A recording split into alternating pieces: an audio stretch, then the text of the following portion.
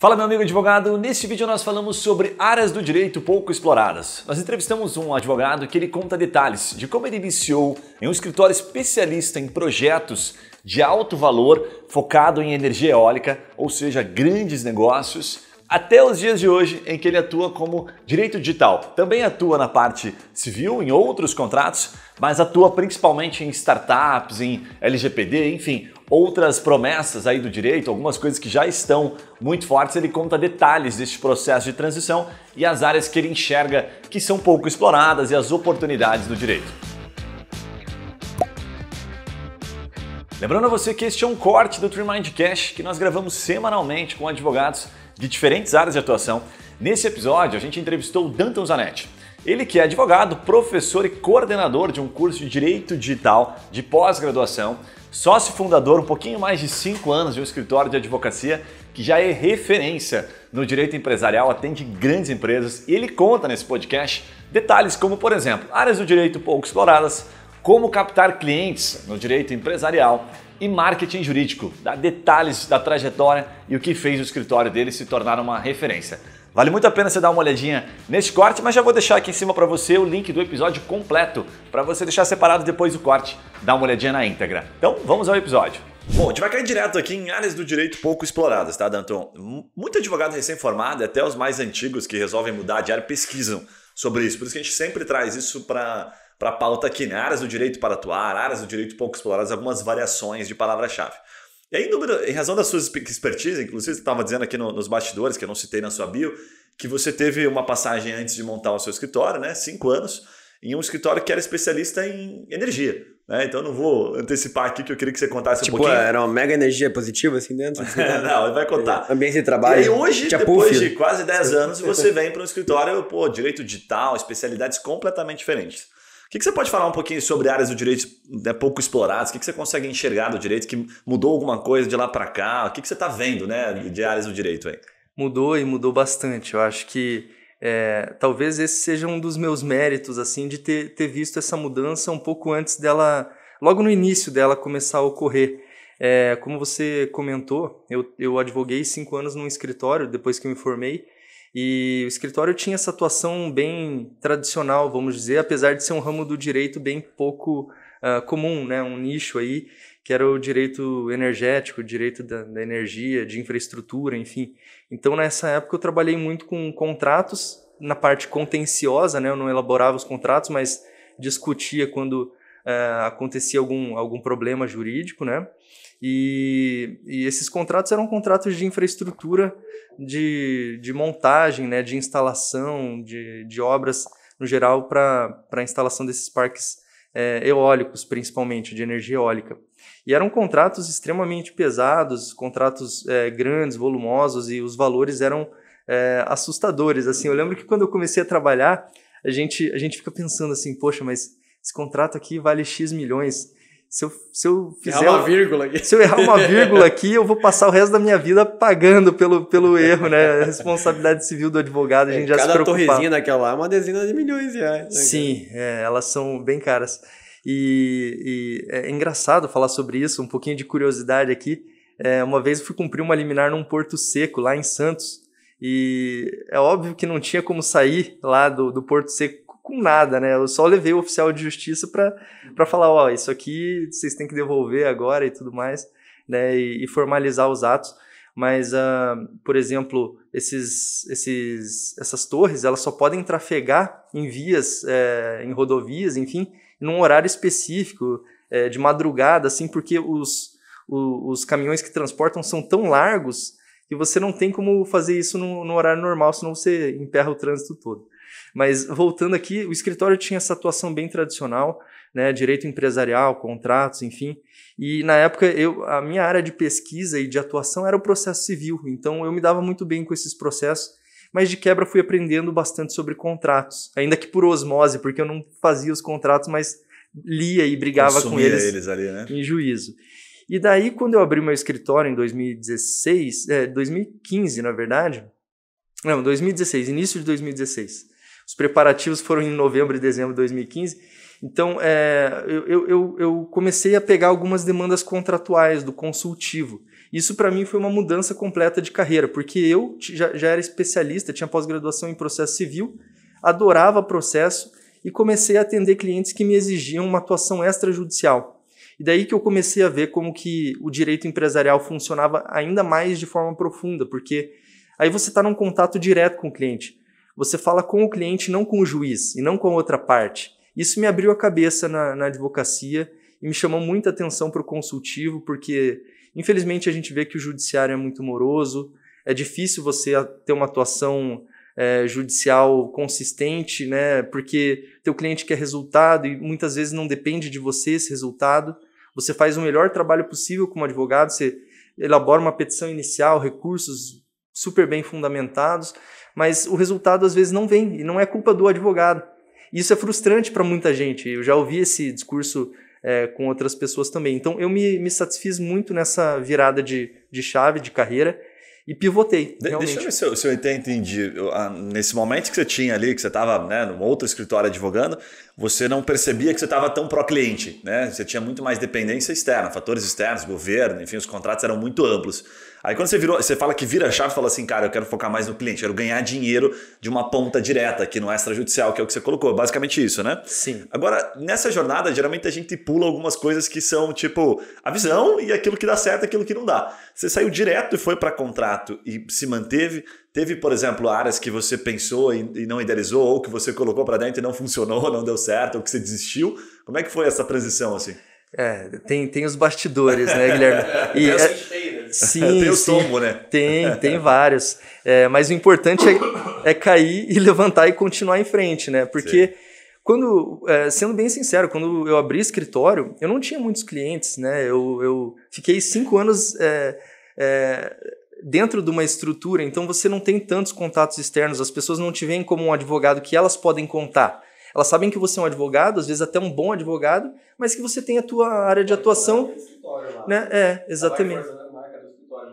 Exatamente. E quando eu saí, eu acabei pegando diversos tipos de caso, porque, assim, até uma coisa interessante de quem se especializa em processo civil, geralmente são profissionais que conseguem atuar com um leque grande de tipos de demanda, né? Então isso me permitiu eu me manter por um bom tempo, mas eu tinha um foco, que era voltar para o direito empresarial, e comecei a enxergar essas oportunidades de trabalhar, de sair do contencioso e focar no consultivo. Tá, interessante. Agora, deixa eu te perguntar, como é que chegou na sua jornada ali profissional essas outras áreas que foram se desdobrando, né? Porque você começou no contratual, depois você veio para o direito digital. Quando é que surgiram as startups? Quando é que surgiu o direito digital na tua vida? Você foi atrás ou acabou caindo no colo, alguma oportunidade? Não, eu acho que posso dizer que fui um pouco atrás, porque eu tinha um amigo, até vou dar um salve aqui para o João Bruno, startupeiro, raiz aí desde 2015, já empreendendo. Ele passou por várias, acho que a primeira delas foi a Kiron Educação, e foi quando eu comecei a ter contato com esse mundo, logo quando eu estava saindo do meu escritório e abrindo o outro. Daí a gente começou a conversar, ele falou, olha, tem muita gente que precisa de orientação jurídica. E de fato precisavam, assim, teve muita gente que não tinha um conhecimento básico. Eram pessoas que tinham uma ideia excelente, tinham uma capacidade de execução, de realização muito grande, mas estavam desamparadas, assim. Eu comecei a prestar atenção nisso e participar de muitos eventos de startupeiros mesmo. E eu era sempre o alien ali, o cara de terno e gravata, e o pessoal todo de shorts, camiseta ali, falando sobre coisas muito interessantes e que não faziam parte do meu universo. E acho que aqui é também outro ponto, outro turning point aqui de carreira, que foi verificar que a advocacia não estava prestando atenção nas startups. Porque, de fato, a maioria das startups early stage, o pessoal não tinha grana para bancar advogado. E muitas vezes eu prestei consultoria de graça. E muitas vezes nem sabe o valor do advogado, né? O cara Sim. que nunca usou, nunca precisou, né? Exatamente. São pessoas que executam e depois correm atrás para cuidar dos problemas. E quando você está no early stage, geralmente você não tem tantos problemas, mas lá na frente as pessoas começam a ver. Então a startup, o ecossistema, ele tem muito dessa cultura de compartilhamento, né? O pessoal é muito solidário. Então, uma startup early stage chegava num CEO aí de uma startup já mais desenvolvida E os caras comentavam abertamente, cara, isso aqui deu problema, isso aqui a gente não conseguiu resolver, isso aqui a gente deveria ter contratado um advogado antes, sabe? E aí algumas oportunidades começaram a surgir, porque eu já estava inserido nesse meio. Quais são os principais problemas que apareciam que você sabia que deviam ser organizados no começo? Assim? Vários. Acho que alguns que a gente pode mapear. Primeiro, até a licitude do negócio. Tinha gente que veio com propostas de Airbnb numa época que a regulamentação, a lei de locações era um impeditivo grande. A gente sabe que um Uber da vida também não tinha regulamentação na época, hoje já tem até a lei do Uber, né? Mas na época era muito difícil alguém pequeno mudar o mercado, né? Alterar a forma como as instituições estão constituídas, né? Hoje a gente tem uma abertura até legislativa muito maior para que as startups elas tenham esse caráter de inovação e elas possam se desenvolver. Mas eu peguei... A gente está falando em 5 anos, né? Você para pensar, há pouco tempo teve uma virada de chave aí. O marco legal é desse ano, 3 semanas atrás. Exatamente. CVM para startups de fintech, um monte de coisa. Sandbox regulatório. Momento, muito bom. Muitas inovações realmente que o legislador está tentando absorver para não sufocar esse tipo de negócio. Mas eu peguei casos em que eu tive que falar para a pessoa, olha, isso aqui não é lícito hoje. Vocês podem tentar fazer, talvez vocês precisem mudar algumas questões aqui, mas vocês vão encontrar muita dificuldade e podem acabar tendo prejuízos aí. Tipo, o marketplace de cannabis espera mais uns 2 aninhos aí, pesada. Exatamente. É legal a ideia, vocês estão curtindo a vibe aí, mas segura. E isso é algo muito próprio da inovação, né? A inovação tem o seu tempo de acontecer. Tem inovações que eram revolucionárias para a época, mas não tinha público, não tinha um mindset ali, um meio propício para aquilo se desenvolver. Muito legal. E só uma pergunta, em startups, qual foi a forma que você conseguiu gerar valor ou criar esse valor para os startupeiros ali começarem a te contratar e começar, de fato, a gerar retorno para o teu escritório, além dessas consultas grátis que você teve que fazer no começo? Sim. As consultas grátis acho que fizeram parte disso, sabe? Só que eu comecei a me posicionar de uma forma um pouco diferente, porque eu vi que... teve um momento que eu desanimei. Eu falei, não... Eu vou largar esse negócio de startup aqui. Porque o pessoal não me paga, eu ajudo os caras e tudo mais. Não, de verdade. Eu tô me divertindo tomando cerveja nos meetup aqui, mas... Ele conhece o Pedro, eu vi até o podcast do Pedro, tá muito bom. O Pedro, não sei se é ele que fala ou se foi outro advogado, que ele fala que virava sócio, porque não tinha dinheiro, né, para cobrar, para receber, então ele virava sócio. Ele chegou a fazer isso também em algum momento? Já tive proposta, mas eu nunca quis, porque o meu foco é a advocacia e a docência. Então, eu foquei naquilo que me interessava mais. Eu não gosto muito dessa visão, exceto em casos bem excepcionais, de assumir os riscos do cliente. Eu acho que isso é uma coisa que muito advogado acaba fazendo, talvez por não olhar um pouco o cenário futuro, porque você se torna investidor, você tem que conhecer o risco. E quando você advoga, você conhece o risco, mas muitas vezes é igual você advogar em causa própria. Eu olho dessa forma, sabe? Você vai perder um pouco do senso crítico da tua profissão se você se torna sócio de algo. E você vai tomar... emocionalmente envolvido, né? Emocionalmente envolvido. Cara, faz bastante sentido. Faz bastante sentido. Então, eu nunca me tornei sócio de nenhuma das startups focado, que eu atuei. Foco, né? Legal. Deixa eu te fazer uma pergunta agora, correlacionando, a gente não pode deixar de aproveitar a tua expertise dentro da inovação, do comitê, né, na OAB. Cara, vou te fazer uma pergunta aqui bem capciosa. A gente tem lá algumas questões que estão acontecendo, a OAB também vem tentando, né, se adaptar a esse momento e tal, mas a gente tem a questão de tecnologia versus o tradicionalismo, né? Eu vou chamar aqui, no bom sentido, alguns dinossauros que acabam impedindo algumas coisas em termos de tecnologia. Pergunta a você o seguinte, né? Porque você faz parte daquela geração nova que está tentando levar para frente. Fala, ei, OAB, acorda, nós temos que trazer coisas diferentes para cá, vamos pensar diferente.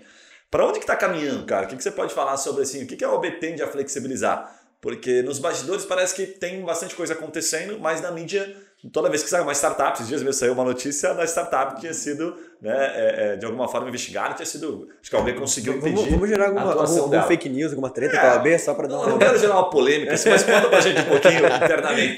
Para onde você vê que caminha? Para onde você vê que está caminhando? O que a gente pode esperar? Vamos gerar uma polêmica aqui para subir o Ibope da audiência, né? Olha, Danton abre a caixa preta da OAB. Caralho, breaking news. Legal, né? Então, eu vejo que as inovações elas acontecem, mas quando a gente adentra um mercado tão tradicional e que tem regras rígidas como o mercado da advocacia, a coisa acontece num ritmo um pouco mais lento, inevitavelmente. Né? Isso a gente pode constatar, por exemplo, pelo nicho de atuação de algumas legal techs, né, que sempre esbarram naquela questão das atividades privativas do advogado. A gente pode constatar isso na questão do marketing jurídico, do TikTok, que é uma polêmica e tanto, né? Qual que é o limite? Porque eu acompanho, né, as questões de inovação. Eu não sou um especialista em marketing jurídico, não quero sentenciar nada aqui, mas eu vejo que quem é especialista prega uma abertura, né? E prega mais. Eu já vi, tem aquele Fernando Ricciardi, para DV Líder. Muito bom. O cara é o oráculo, né, do marketing jurídico aí. Ele comenta que nunca foi proibido você fazer publicidade na advocacia, mas ele atenta para os limites e ele tenta esgarçar um pouquinho esses limites, abrir um pouco as questões, né? Então, eu acho que é uma questão um pouco de bom senso, assim, a gente vê muita coisa errada, né? Mas as tecnologias, elas existem e elas são imparáveis. Né? Isso já está mais do que comprovado. O que a gente tem que estabelecer são os limites. Eu acho que nisso a OAB tem que ser um pouquinho mais ativa para dar umas bases mais objetivas para que nós, advogados, possamos fazer marketing jurídico com mais segurança, sem medo, sem receio de ser enquadrado aí como captação ilícita de clientes, né, exceder os limites éticos da publicidade, enfim. Mas deixa eu te fazer só uma pergunta aqui, você que está lá dentro, assim, o que a OAB vê com bons olhos se eu fosse nos basear assim, nas dores? O direito é cheio de dores, né? Você entrevistou, por exemplo, a Luísa esses dias da Arbion, de arbitragem online, enfim, tem um monte de oportunidade para atuar. Tem alguma coisa que você vê com bons olhos, tipo a OAB, nossa, essa dor aqui, esse problema, eles estão, nossa, flexibilizando pra caramba. Porque tem questões assim, eu vejo muito o Ari Raguiante Neto lá falando dos limites da publicidade, ele que está encabeçando isso, ele fala, cara, mercantilização esquece. Isso aí não tá em pauta, não vamos negociar isso aí, sabe? Então tem coisas que o advogado acaba querendo, não, eu vou resolver esse problema aqui mercantilizando. Não esquece, a OAB não vai flexibilizar isso aqui tão cedo. Pode ser que daqui a algumas décadas aconteça. O que você vê com bons olhos entre inúmeros problemas que a gente tem para resolver? Com bons olhos. Acho até um pouco difícil responder essa pergunta, porque são poucos avanços que têm vindo, né? A gente tem visto mais, quando a OAB se manifesta, mais restrições do que liberdades. Inclusive, acho que teve uma posição recente da OAB Minas Gerais sobre o TikTok, se não me engano, se não me falha a memória, foi a OAB Minas Gerais, e gerou muita repercussão negativa, assim. Então eu não tenho visto muitas questões positivas nessa área. Não sei se vocês têm uma outra visão. Enfim. Mas essas startups que passam-se por advogados ou empresa de consultoria que tem um escritório de advocacia parceiro, isso já gerou várias polêmicas, né? Empresas especialistas em cobrança de passagem erro de empresa aérea, empresa de telefonia e tudo mais. Isso você vê que não tem como abrir isso. Tipo assim, o jeito que é hoje, você não vê uma mudança. Não tenho visto muita abertura. Até prestei consultoria num projeto, eu fui mentor da Apple Academy lá na PUC, e alguns projetos foram parar comigo mais para análise das questões de privacidade e proteção de dados, que hoje em dia é meu foco aqui de carreira, né, de especialização no direito.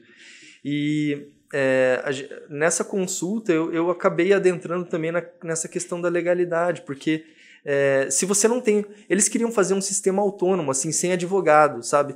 O propósito é nobre. Vamos ajudar as partes a ingressar em juízo quando elas não precisam de advogado nas hipóteses de dispensa da lei dos juizados especiais. Ok, ótimo, mas isso não deixa de ser consultoria jurídica, direcionamento jurídico, essa é a expressão que está lá no Estatuto da OAB.